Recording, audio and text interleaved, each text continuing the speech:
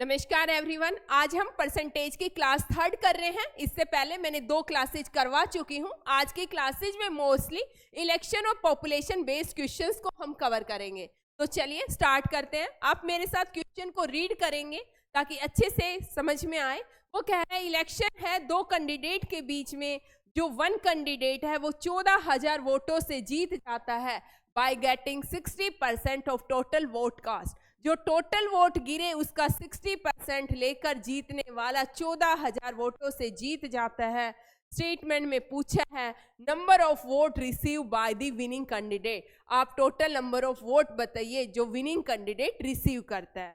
एक चीज स्टार्ट करने से पहले मैंने फर्स्ट एक बात बताई थी कि जब परसेंटेज में कोई भी चीज कंप्लीट होती है वो 100% पर कंप्लीट होती है। 100% मान लो या 1 होल मान लो, दोनों चीजें क्या होती है इक्वल।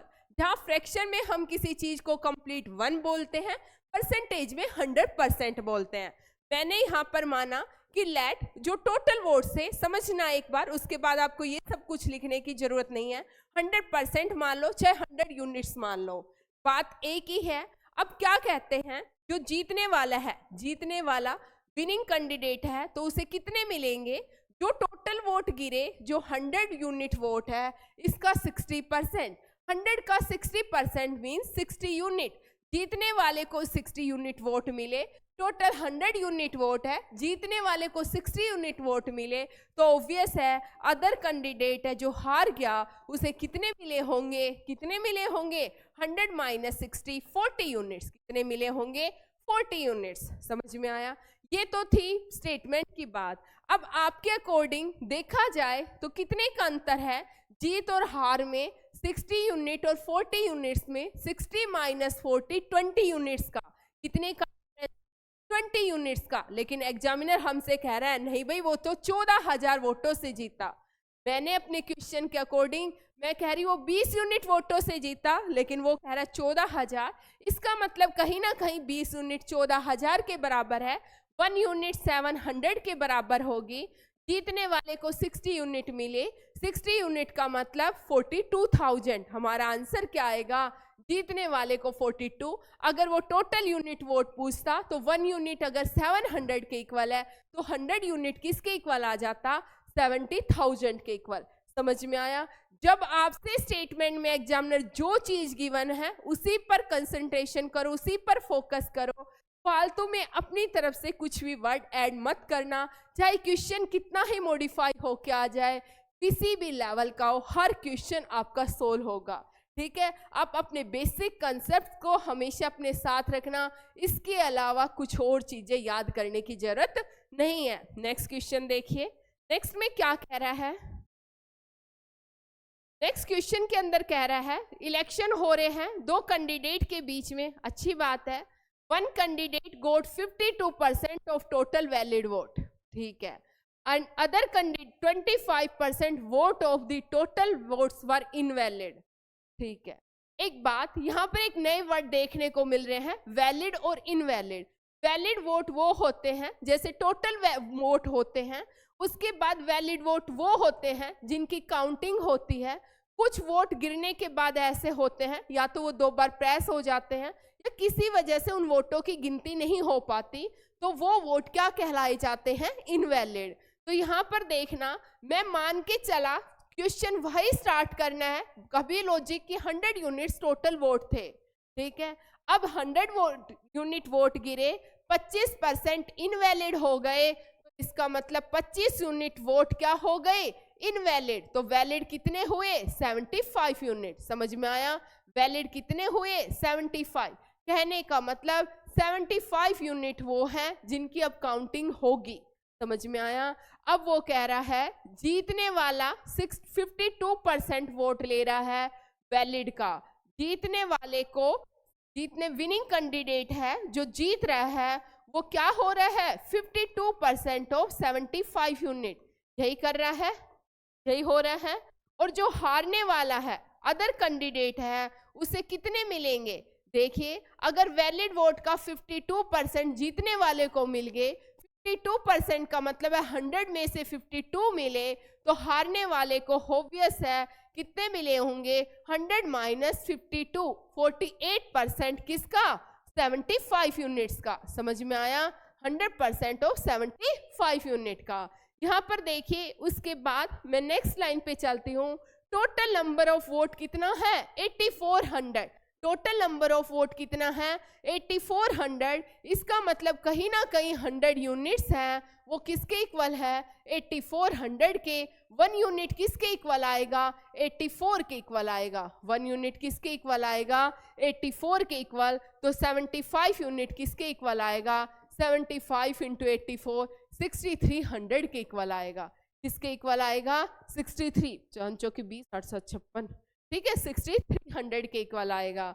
अब यहाँ पर देखिए यदि जीतने वाले को वैलिड वोट का 52% मिला, हारने वाले को वैलिड वोट का 48% मिला, तो जीत और हार का अंतर कितना हुआ 12 माइनस यहाँ पर क्या होगा 8, 12 माइनस 8 ही होगा 4%, 4% ही मिला। अब यहाँ पर क्या कह रहा है how many valid vote did the other candidate get. लेकिन वो डिफरेंस से वो चाहता ही नहीं कि आप जीत हार का कुछ अंतर बताइए। जब नहीं चाहता तो मुझे इस पर कमांड, इस पर फोकस करने की कोई जरूरत नहीं है। वो सिर्फ ये चाहता है कि जो हारने वाला है अदर कैंडिडेट है उसे कितने वोट मिले 48%, 70 ऑफ किसका 75 यूनिट। 75 यूनिट आपने निकाला भी 6300 है।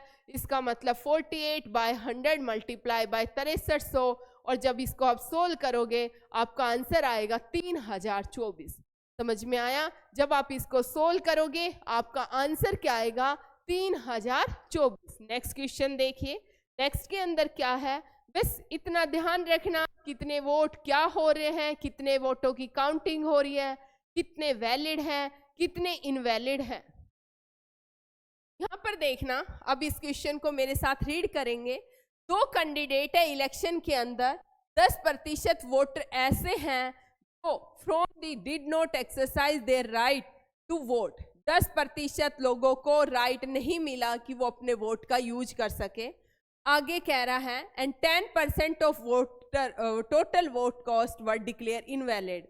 उसके बाद टोटल वो लोग वोट डालने गए जिनको राइट था, वो क्या करते हैं उसके अंदर से 10% वोट क्या हो जाते हैं इनवैलिड।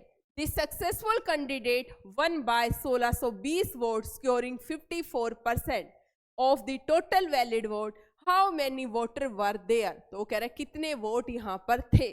यहाँ पर देखिए मैंने एक ही बात बताई थी कि टोटल वोट आपने मान लिए 100 यूनिट्स हैं।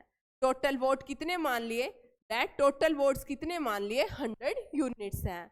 अब देखना जो स्टार्टिंग में लिस्ट आती है, हर एक सेक्टर में सोसाइटी में लिस्ट आती है, वो ये बताते हैं कि कितने वोटर है आपकी सीट सोसाइटी में।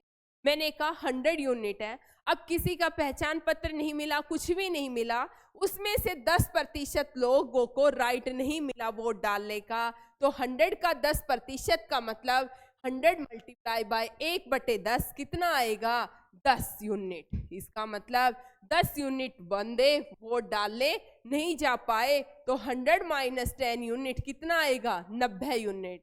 अब 90 यूनिट लोग वोट डालने गए, लेकिन क्या होता है वोट डालने के बाद भी 10% टोटल वोट कास्ट क्या हो जाती है, जो टोटल वोट गिरते हैं उनका 10% इनवैलिड हो जाता है। 90 का 10% का मतलब 90 क्रॉस 1/10, इसका मतलब 9 यूनिट्स वोट इनवैलिड हो जाते हैं। 9 यूनिट्स वोट इनवैलिड हो जाते हैं। 90 में से 9 यूनिट्स को माइनस कर लो, इसका मतलब 81 यूनिट्स वोट क्या हो जाते हैं वैलिड। समझ में आया भाई, 9 वोट क्या हो जाते हैं इनवैलिड, क्योंकि 90 का 10% 9 वोट। 81 यूनिट वो वोट हैं जो वैलिड है। समझ में आया। आगे स्टेटमेंट में देखिए, वो कह रहा है the successful candidate won by 1620 vote scoring 54% of total valid vote. जो जीतने वाला कैंडिडेट है वो 1620 वोटों से जीत गया, 22 कितना स्कोर करके 54% ऑफ वैलिड वोट। अगर विनिंग कैंडिडेट ने क्या स्कोर किया, देखिए विनिंग कैंडिडेट ने स्कोर किया 54% ऑफ 81 यूनिट, या आप कह सकते हो 54% ऑफ वैलिड वोट्स, यही किया। तो इसका मतलब अदर कैंडिडेट या जो लूजर कैंडिडेट था उसने क्या स्कोर किया होगा आपके हिसाब से, 100 माइनस 54, 46%, 100 माइनस 46% ऑफ 81 यूनिट्स, यही क्या होगा, ठीक है। यहाँ पर देखिए, लेकिन वो कह रहा है कि 54% स्कोर करके वो 1620 वोटों से जीत गया। कितने वोटों से जीत गया, 1620। इसका मतलब कहीं ना कहीं जो जीत और हार का अंतर है वो कितने का है, 1620 का। अगर मैं इधर देखती हूं तो जीत हार का अंतर कितना है, 8%। कितना है, 8%। 8% ऑफ 81 यूनिट्स किसके इक्वल है, 1620 के इक्वल, यही आएगा। इसका मतलब 8% ऑफ 81 बटे 1600, यहाँ पे परसेंट ही होगा, यूनिट्स सॉरी, और ये आएगा 1620, ठीक है। आ गया यहाँ पर। अब ध्यान से देखिए 1 यूनिट्स क्या आएगा, 1620 गुना ये 100 है भी, 100 बटे 8 गुना 81। अब वो पूछ रहा है how many votes were there, इसका मतलब हमने 1 यूनिट निकाल दिया, वो कितने यूनिट वोट पूछ रहा है, 100 यूनिट्स। तो 100 यूनिट्स का मतलब इसको आप किससे मल्टीप्लाई कर देंगे, 100 से और मल्टीप्लाई कर देंगे। जब आप 100 से मल्टीप्लाई कर देंगे, इसको सोल्व करेंगे, ये देखिए 8 एकम 8, 8 8 64, ये आएगा 648। जब इसको आप सोल्व करेंगे, सोल्व करके आपके टोटल वोट्स आएंगे 25,000। कितने आएंगे, 25,000। समझ में आया किस तरीके से आपको इसको सोल्व करना है, सॉरी स्टेप बाय स्टेप करना है। आपको कहीं पर भी अपनी किसी लाइन को मिस मत करना, ना इधर ना उधर, सिर्फ जो एग्जामिनर चाह रहा है उसके अकॉर्डिंग प्रोसीड करना है। वो कह रहे जीतने वाले को टोटल के मिले तो टोटल के लिखो, वैलिड के मिले तो वैलिड के लिखो। कितने वोट वैलिड थे, कितने इनवैलिड थे, कितने लोगों ने वोट नहीं डाला, सब कुछ माइनस टोटल। सिर्फ एक चीज याद रखनी है कि टोटल वोट हमेशा कितने अज्यूम करके चलने हैं, 100 यूनिट्स अज्यूम करने हैं। नेक्स्ट देखना, नेक्स्ट क्वेश्चन में क्या कह रहा है, वो कह रहा है किसी कैंडिडेट, इलेक्शन होता है, 3 कैंडिडेट है ए बी और सी, 80% of the registered voters voted and all the votes were valid. वो कह रहा है 3 बंदे हैं ए बी सी जिनके बीच में इलेक्शन हो रहे हैं, और जो रजिस्टर्ड है, जो वोटर लिस्ट के अंदर आगे से लिस्ट बन के आई है, उनका 80% क्या करते हैं, वोट गिरते हैं, वोट करते हैं। और जो वोट गिर रहे हैं, जो वोटिंग कर रहे हैं, वो सारे के सारे क्या हैं, वैलिड है। मतलब वहां पर उन सब वोटों की काउंटिंग हो रही है। नेक्स्ट, यहाँ तक की लाइन मैंने समझ में आ गई कि टोटल अगर 100 यूनिट वोट है तो 80 यूनिट वोट ही डले, 20 यूनिट लोग घरों से बाहर नहीं निकले वोट डालने के लिए, ठीक है जी। नेक्स्ट में क्या कह रहा है, candidate be goat 50% less vote then ए। लेकिन मुझे अभी ए का नहीं पता तो मैं आगे चलती हूँ। Difference between the number of votes scored by B and C दे रखा है, लेकिन यहाँ पर भी मुझे सी के बारे में कुछ नहीं पता, ना बी के बारे में, तो मैं अपनी स्टेटमेंट को और आगे करती हूँ, क्या पता मुझे कुछ मिल जाए। नेक्स्ट में देखिए, यदि बी गेट्स 10% मोर वोट देन सी, यदि बी को सी से 10% ज्यादा मिल जाए, इसका मतलब कहीं ना कहीं यहाँ पर सी के ऊपर सारी बातें डिपेंड है। मैंने माना अगर सी को 100 वोट मिले तो इस हिसाब से बी को सी से 10% ज्यादा, इसका मतलब 110 मिलेंगे। यहाँ से अब मैं फर्स्ट लाइन में यहाँ पर था, बी गोट 50% वोट लेस देन ए, बी को ए से 50% आधे वोट कम मिलते, 50% का मतलब 1/2। इसका मतलब अगर ए को 220 मिले होंगे तभी तो बी को 110 वोट मिले होंगे, यही मतलब हुआ।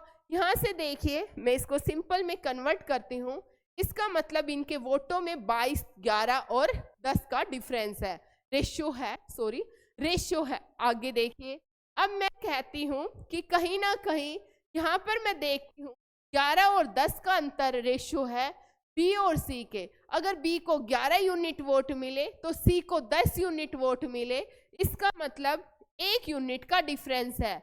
लेकिन वो कह रहा है नहीं भाई 10,000 का डिफरेंस है, इसका मतलब 1 यूनिट 10,000 के बराबर है। टोटल कितने यूनिट वोट मिले इनको? 22 जमा 11 जमा 10 कितने यूनिट मिले? 43 यूनिट। 2 और 1 3 4, ठीक है, 43 यूनिट टोटल वोट मिले। इसका मतलब 43 यूनिट किसके इक्वल आएगा? 1000। किसके इक्वल आएगा? 10,000। 43 इंटू 10,000 43,000। कितना आया?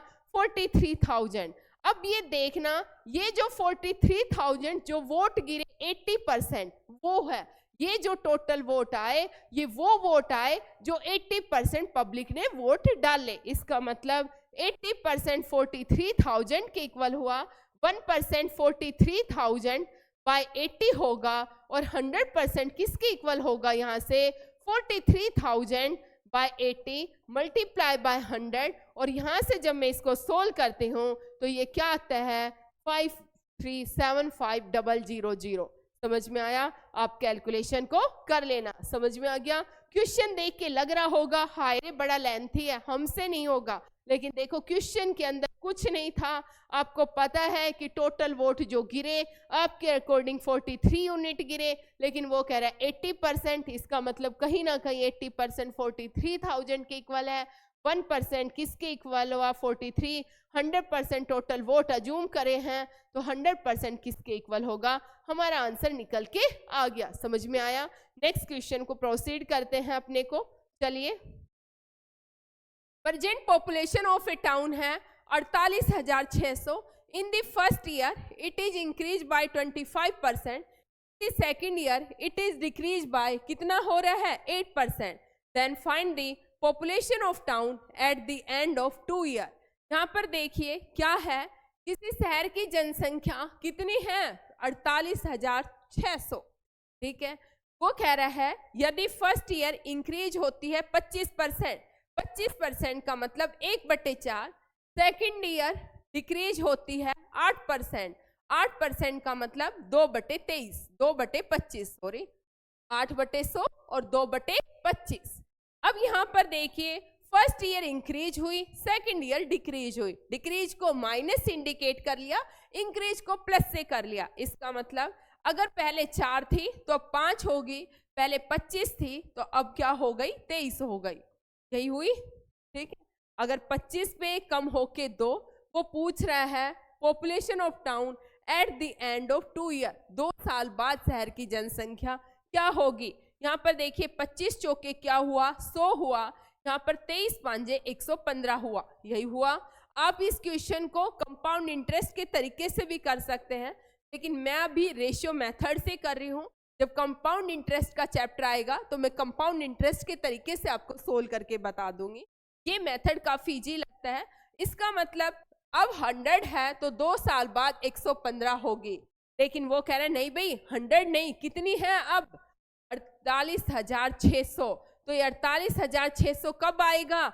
जब मैं इसको किससे मल्टीप्लाई कर दूं? 486 से। इसका मतलब ये रेशियो के अंदर है, तो रेशियो में कोई भी चीज तभी इक्वल होती है यदि इधर मल्टीप्लाई किया तो इधर भी किससे करना पड़ेगा? 486 से। जब इसको करेंगे तो आई थिंक इसका आंसर 55,890 ये आंसर आएगा। एक बार आप मल्टीप्लाई करके देख लेना 486 को 115 से। ठीक है, आया समझ में? नेक्स्ट क्वेश्चन देखना। नेक्स्ट में कहता है if the population of A city increases by 5% every year, किसी शहर की जनसंख्या हर साल 5% बढ़ रही है। यदि प्रेजेंट पॉपुलेशन 80,000 है तो what is the population of city after 2 year, 2 साल बाद क्या होगी? हर साल किस रेट से बढ़ रही है? 5%। 5% का मतलब 1/20 ही हुआ। इससे क्या पता चला कि पहले अगर 20 थी तो अब 21 होगी, 20 पे 1 बढ़ गई, 20 थी 21 हो गई। वो कह रहा है प्रेजेंट पॉपुलेशन 80,000 है तो यहाँ पर 20 20 400 आएगा, यहाँ पर 21 21 का स्क्वायर 441 आएगा, वो कह रहा है कितनी है 80,000। तो 80,000 कब आएगा? जब मैं इसको किससे करूंगी? 20 से मल्टीप्लाई, 4 दूनी 8, ठीक है, और ये 200 से मल्टीप्लाई, 2 और 2 4, 200 से मल्टीप्लाई। इसका मतलब इधर भी मुझे इसे किससे करना पड़ेगा? 200 से मल्टीप्लाई, क्योंकि रेशियो में हमेशा प्रोपोर्शनलिटी कांस्टेंट होल्ड होता है। अगर इधर जिससे मल्टीप्लाई किया उधर भी, ये डायरेक्टली प्रोपोर्शनल होते हैं एक दूसरे के। यहाँ से आएगा 2 एकम 2, 2 चौको 8, 2 88,200। समझ में आया? तो अब उस 2 साल बाद शहर की जनसंख्या क्या होगी? 88,200। ये आपके मेथड है जिसको रेशियो मेथड बोलते हैं। ये पॉपुलेशन वाले क्वेश्चंस, वो क्या है, कम हो रही है तो कम कर दो, वो कह रहा है इंक्रीज हो रही है तो आप इंक्रीज कर दो। समझ में आया?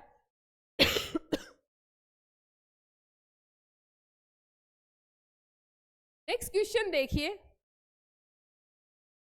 वो कह रहा है value of A machine decrease by 10% every year. It's present value कितनी है? 72,900। What was it's value 2 years ago? 2 साल पहले क्या थी? डिक्रीज हो रही है 10%। 10% का मतलब 1/10। इसका मतलब 10 पे 9 हो गई, 10 पे 9 हो गई, 10 और 10 100 हुई, 9 और 9 81 हुई।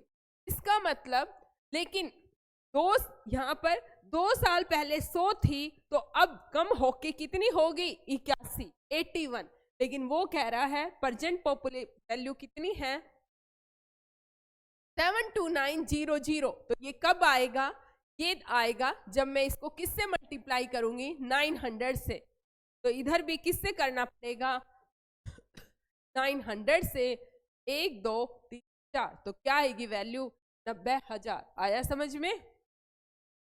नेक्स्ट देखिए, थोड़ा ना,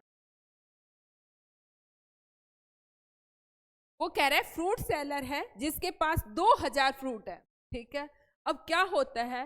20% ऑफ दीज आर मैंगो, 25 बनाना है और रेस्ट आर ऑरेंज है। मैंने बताया था परसेंटेज में जब भी कोई चीज होती है इसका मतलब वो 100% पर कंप्लीट होती है। अब उस चीज को सिर्फ 100% मानना, इसका मतलब आपने माना कि आपकी उसके पास टोटल 100% फ्रूट थे, लेकिन वो कह रहे नहीं भाई मेरे पास तो 2000 थे। इसका मतलब कहीं ना कहीं 100% 2000 के इक्वल है। 1% यहाँ से किसके इक्वल आएगा? 20 के इक्वल। 1% किसके इक्वल आएगा? 20 के इक्वल आएगा। वो पूछ रहा है number of fruit of each kind, her kind के फ्रूट कितने हैं? तो यहाँ पर देखिए मैंगोज कितने थे? मैंगोज कितने हैं? 20%। 1% अगर 20 के इक्वल है तो 20 गुना 20 कितना आ जाएगा? 400। बनाना किसके इक्वल है? बनाना है 25%। 25 मल्टीप्लाई बाय 20 कितना आ जाएगा? 500 के इक्वल। नेक्स्ट वाले हैं रेस्ट आर ऑरेंज। ऑरेंजेस कितने बचे? यहाँ पर देखना 100% टोटल फ्रूट है। अगर 20% मैंगो है, 25% बनाना है, तो 45% मैंगो और बनाना बचे। 100 में से 45 माइनस करती हूँ तो 100 माइनस 45, 55% अदर फ्रूट्स आएंगे ना, ऑरेंजेज आएंगे। तो ऑरेंजेज कितने होंगे? 55%। 55 को 20 से मल्टीप्लाई करेंगे, 55 दूनी 110, 0 1100। समझ में आया? तो देखिए परसेंटेज के किसी भी क्वेश्चन में कुछ भी नहीं है, सिर्फ आपको अपने स्टेप बाय स्टेप करना है, उसके बाद कहीं पर भी कोई भी प्रॉब्लम नहीं आएगी। क्वेश्चन देखना, नेक्स्ट में कह रहा है मुकेश स्पेंड, इस टाइप के क्वेश्चन को ध्यान से देखना। Mukesh spend 40% of his income on food, 20% on house rent, spend 10% of entertainment, 10% transportation पर, और उसकी आखिर में महीने की सैलरी जो सेविंग बचती है वो 1500 रुपए है। तो उसकी मंथली सैलरी क्या होगी? मुकेश कोई बंदा है, वो महीने के स्टार्टिंग में ही अपनी सैलरी का हिसाब लगा लेता है, एक साथ स्टार्टिंग के अंदर एक साथ लगा लेता है। वो क्या करता है? यहाँ पर वो ये पाई चार्ट है, इसके अकॉर्डिंग वो क्या करता है? 20% किस पर खर्च कर देता है? 40% फूड पर, 20% हाउस रेंट पर, 10% अलग खर्चों पर और 10% ट्रांसपोर्टेशन पर। ये वाला पार्ट उसका बचा रह जाता है जो उसकी सेविंग कहलाती है। मुझे पता है ये टोटल होल किसके इक्वल होता है, 100% के। किसके इक्वल होता है, 100% के। इसमें से कितना खर्च कर लिया उसने, 40 जमा 20 60, 60 जमा 10 70, 70 जमा 10 80। 100% में से 80% वो खर्च कर चुका है। इसका मतलब 100 माइनस 80 कितना हुआ, 20%। इसका मतलब ये 20% उसकी सेविंग हुई, 20% उसकी क्या हुई, सेविंग हुई। लेकिन आप कह रहे हो तो इसकी सेविंग कितनी हुई, 1500। इसका मतलब 20% 1500 के इक्वल है, 1% 750 के इक्वल होगा। वो पूछ रहा है उसकी महीने की सैलरी 100% किसके इक्वल होगी, 1% 0 से 0 75 के इक्वल होगा भाई 1%, और आपके 100% किसके इक्वल आएगा, 7500 के इक्वल। समझ में आया। जब वो एक साथ अपनी ये नहीं कहता, सिर्फ एक साथ हिसाब लगा देता है कि इतने % इसको इतने % इसको, तो ये मान लो कि टोटल स्टार्टिंग में 100% है, इसमें से इतना इतना उसने खर्च कर दिया, बचा कितना, जो बचा वो उसकी सेविंग कहलाएगा। समझ में आया। नेक्स्ट क्वेश्चन देखिए। Mukesh gave 20% of his income to his elder son, gave 30% of the remaining to his younger son. Left over, he gave 10% of remaining amount to a trust. He is left with Rs 10,800. वो कह रहा है his income was। जब भी ये कहे, अब वो क्या करता है, वो एक साथ नहीं हिसाब कर रहा, वो पहले 20% कर रहा है, पहले 20% कर रहा है, फिर जो बचा उसका 30% कर रहा है, फिर जो बचा देने के बाद बचे हुए को डिस्ट्रीब्यूट कर रहा है। उसमें वो स्टार्टिंग में डिस्ट्रीब्यूट कर रहा था, इस क्वेश्चन में वो बचे हुए पार्ट को डिस्ट्रीब्यूट कर रहा है। तो जब भी वो कहे तो कैसे करते हैं, 100 टोटल माना ऊपर, 100 में से पहले बार उसने 20 खर्च किया, फिर 100 में से 100 माइनस 30 किया, फिर 100 में से 100 माइनस 10 गया, और अब कितना लेफ्ट हुआ, जो लेफ्ट हुआ वो यहाँ पर लिखना है, तो लेफ्ट हुआ वो यहाँ पर मल्टीप्लाई में लिखना है। ये क्या आएगा, 100/80 आएगा, 100/70 आएगा, 100/90 आएगा, क्रॉस 10,800 आएगा। जब मैं इसको सोल्व करूंगी तो मेरा आंसर आएगा 21,428.57। समझ में आया। नेक्स्ट देखिए, आर रुपीज, ये उसकी टोटल सैलरी आएगी। ठीक है, हिज इनकम, तो उसकी इनकम क्या थी, 21,428.57 रुपीज। जब भी रिमेनिंग कहेगा आप ऊपर 100 में से पहले कितना दिया, मल्टीप्लाई बाय 100 में से कितना दिया, 100 में से कितना दिया, multiply by remaining. Direct trick बता दी मैंने, इस तरीके से आप कर लेना। नेक्स्ट क्या होता है, नेक्स्ट में क्या है, एक वेंडर है जो 30% सेल करता है फ्रूट्स का। परसेंटेज देखते ही माइंड में क्लिक हो जाना चाहिए कि टोटल 100% फ्रूट्स थे।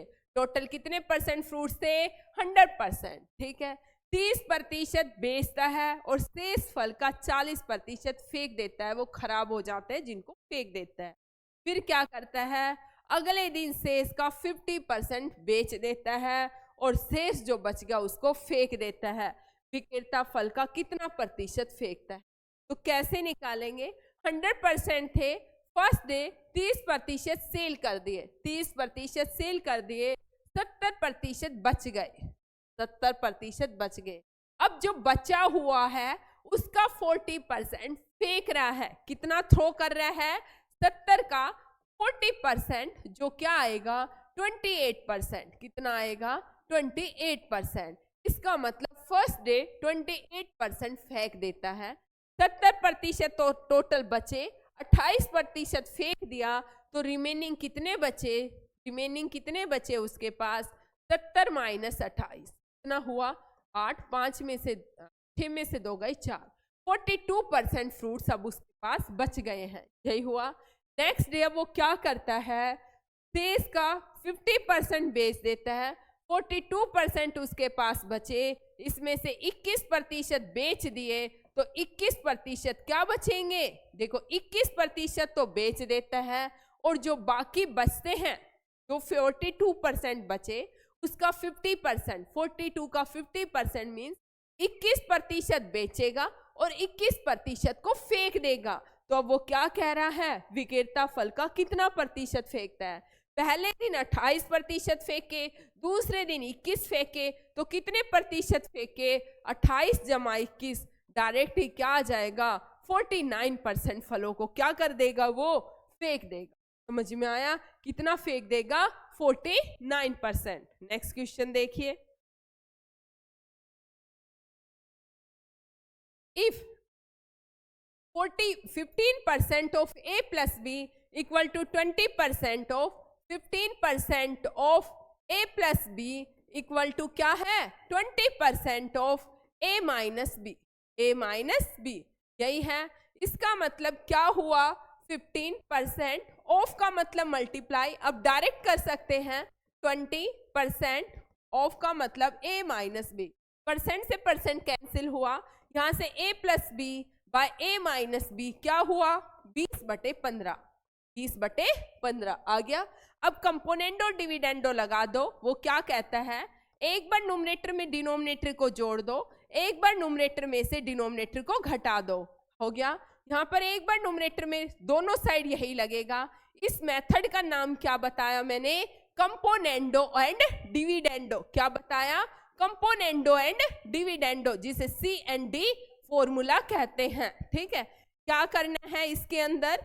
जैसे x/y इक्वल टू 3/2 है, तो क्या करेंगे? ये न्यूमरेटर में एक बार डिनोमिनेटर जोड़ दिया, एक बार न्यूमरेटर में से डिनोमिनेटर घटा देंगे, इधर भी न्यूमरेटर में एक बार डिनोमिनेटर जोड़ देंगे, न्यूमरेटर में से डिनोमिनेटर घटा देंगे, जोड़ेंगे, b से b कैंसिल, यहाँ पर a से a कैंसिल, ये बचेगा 2a/2b और यहाँ पर बचेगा, क्या बचेगा?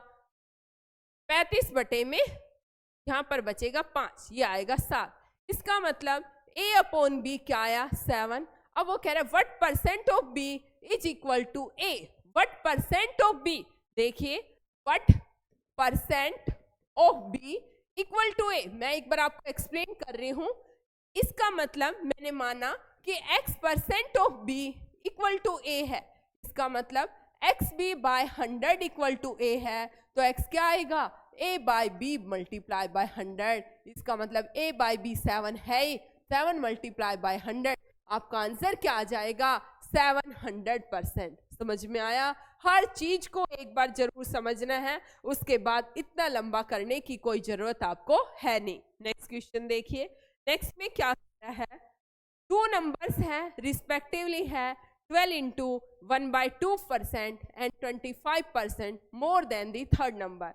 हमेशा मैंने बताया परसेंटेज में 100 मानना है, लेकिन ये क्वेश्चन मैंने क्यों लिया कि कई बार मैं जब 100 अज्यूम करती हूँ तो क्या होता है कि कुछ पार्ट फ्रैक्शनल आ जाते हैं, जिससे कैलकुलेशन थोड़ी सी टफ हो जाती है। कैलकुलेशन को इजी बनाने के लिए मैं यहाँ पर थर्ड नंबर को 80 अज्यूम कर लेती हूँ।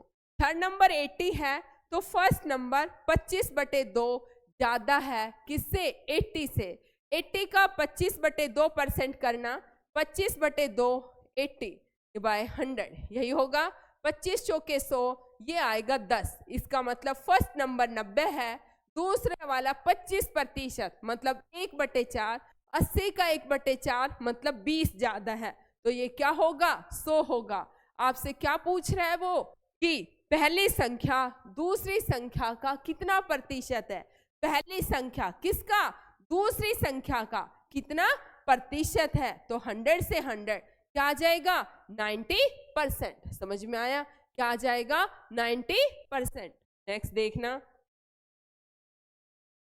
ए की सैलरी यदि 10% कम कर दे, ए की सैलरी यदि 10% कम कर दे, इसका मतलब ए की सैलरी अगर पहले 100 थी तो अब कितनी कर दी है? 90।